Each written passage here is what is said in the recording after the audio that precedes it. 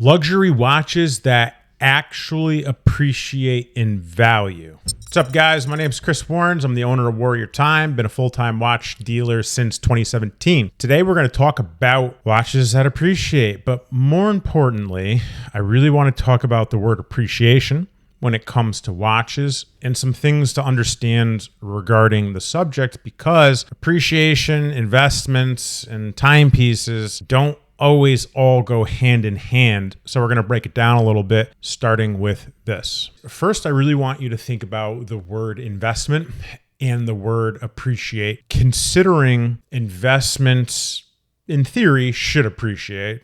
Sometimes they don't.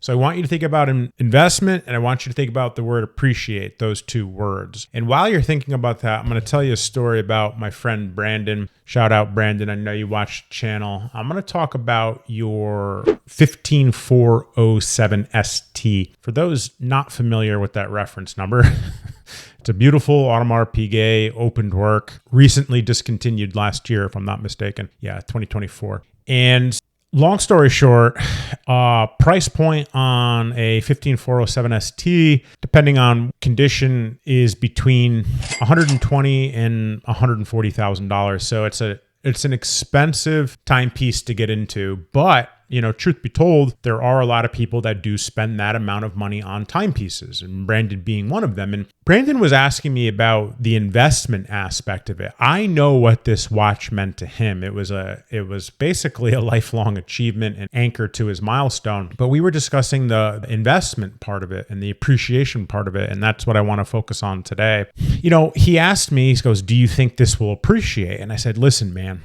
this watch is going to get discontinued.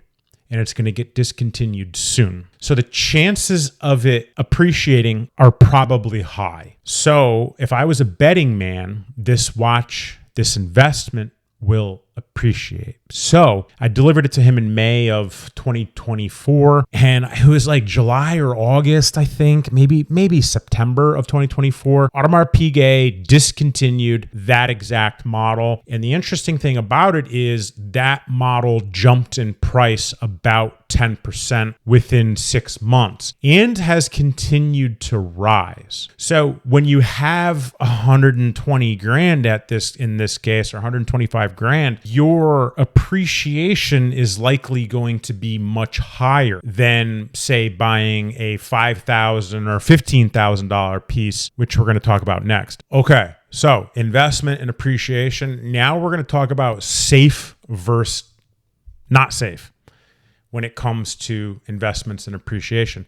Specifically in the $5,000 to $15,000 price point, the most sales that most dealers make, in a generalization, is going to be between $5,000 and $15,000. That price point is very common when it comes to timepieces. It incorporates most brands for the most part. But here's the thing, okay? When it comes to appreciation, when it comes to investment, there are going to be a couple outliers, which we're going to talk about, but you got to stay tuned to the show. Your pieces in these price points really aren't going to appreciate. So safe versus not safe. If you can't afford to lose a negligible amount on a $5,000 to $15,000 piece, like $1,000 or $2,000, if you can't afford or don't want to lose that much money on a piece of this price point, I would advise you not to buy, because truthfully, you can't afford it.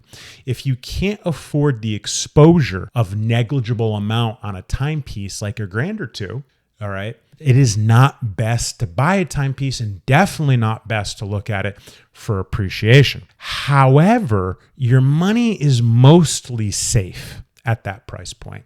If you spend 15, you'll probably get 14 to 15 out of it. If you have to, worst case scenario, 13. If you can't afford that $2,000 of exposure, then you shouldn't be buying it in the first place. It's no different with cars. If you're going to buy a $200,000 car and you can't afford $20,000 of depreciation, which is 10%, you shouldn't be buying the car. It's that simple, but try to look at it as safe versus not safe.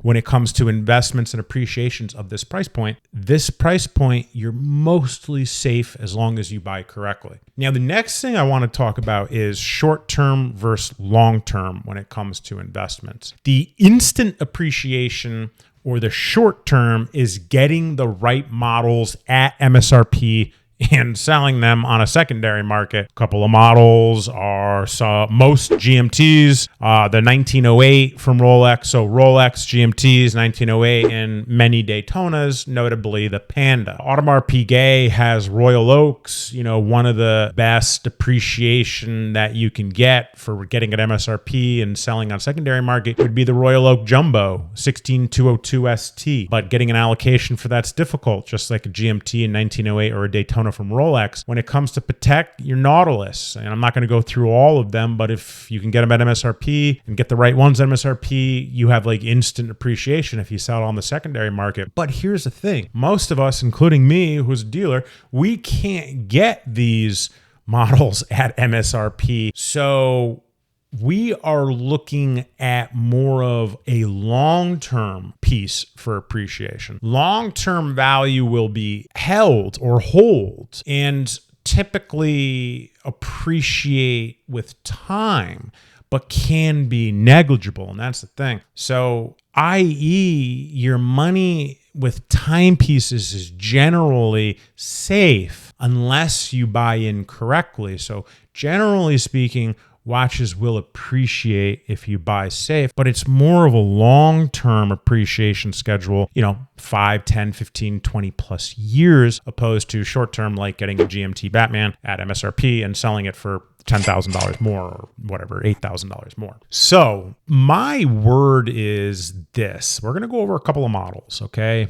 Now, I don't have a magic ball. I can't predict the future, but there's a couple of models that I'm going to give you two different price points that if you can find them, they're both hard to find. Typically, long-term should have a really good appreciation schedule, okay? So number one, and I've talked about this on the show before, the 116610 LV Hulk new card, NOS or new old stock.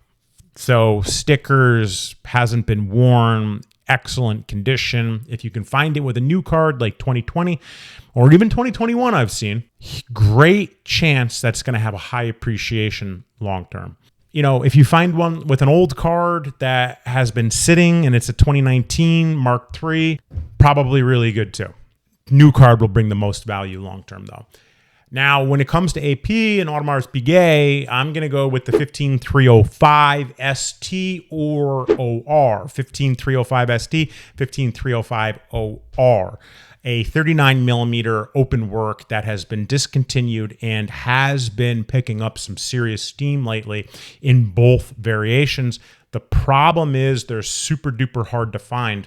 The 39 millimeter Royal Oak wears really well. I'm wearing a 41 millimeter, wears well. 39 wears well. They're coveted. They're discontinued. The thing about it is, though, when it comes to the 15305 OR, you got to spend 100 plus, 120 just to get to it. So the appreciation goes from there. So, closing things out, okay, guys, listen, I don't have a crystal ball, all right? I can't really tell you exactly, but those would be some good models to watch, and I just wanted you guys to understand the difference between safe versus not safe, investment versus appreciation, or investment and appreciation, and exposure, which a lot of people forget about.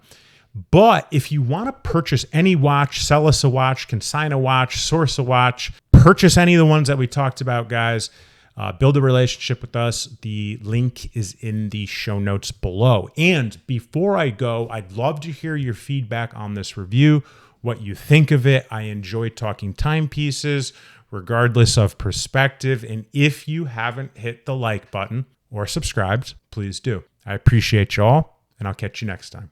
Peace.